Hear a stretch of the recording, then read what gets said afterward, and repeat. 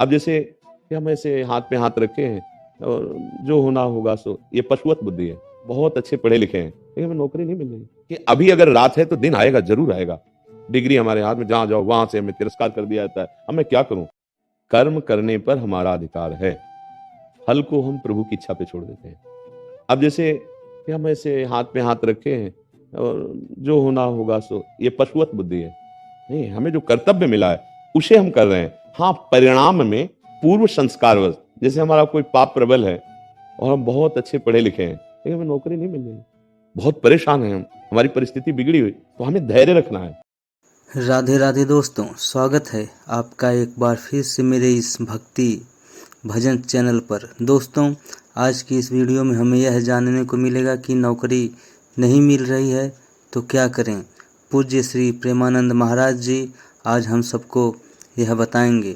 दोस्तों, आज के समय आपके पास डिग्री चाहे जितनी भी हो, लेकिन नौकरी पाना बहुत मुश्किल काम है। बहुत से लोग ही हैं जिन्हें कम मेहनत में सफलता हासिल हो जाती है और शानदार नौकरी पा जाते हैं, लेकिन कई लोग ऐसे होते हैं जो अधिक मेहनत करने के बावजूद इंटरव्यू में फेल हो जाते हैं। तो दोस्तों, आइए इन सभी कारणों के बारे में जानते हैं इस वीडियो में आगे।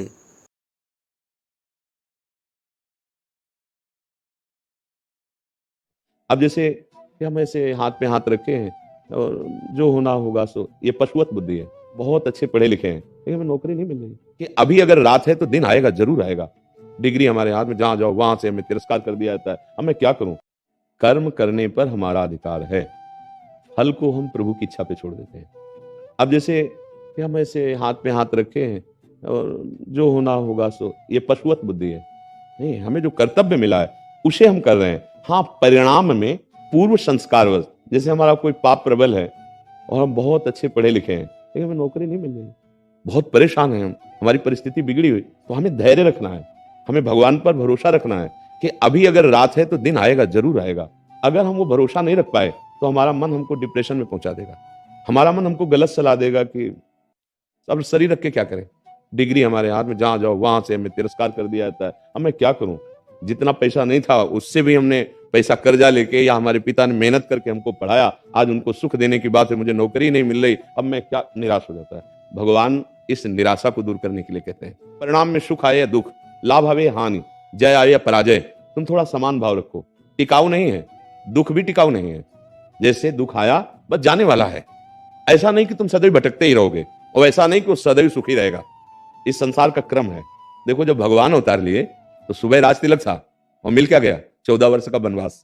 आप विचार करके देखो, हम लोग तो जीव हैं, जब भगवान अवतार लिए तो क्या एक रस जीवन रहा क्या सरकार का?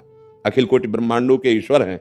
आप विचार करो, तड़प करके महाराज दशरथ जी के प्राण निकल रहे, जबकि ऐसा होना चाहिए कि भगवान की गोदी पे, लेकिन वो सौभाग्य जटायु को मिल रहा है ना? जिनके समर्थ भगवान स्वामी हैं, सिया जी का अपहरण करके रावण ले जा रहा है।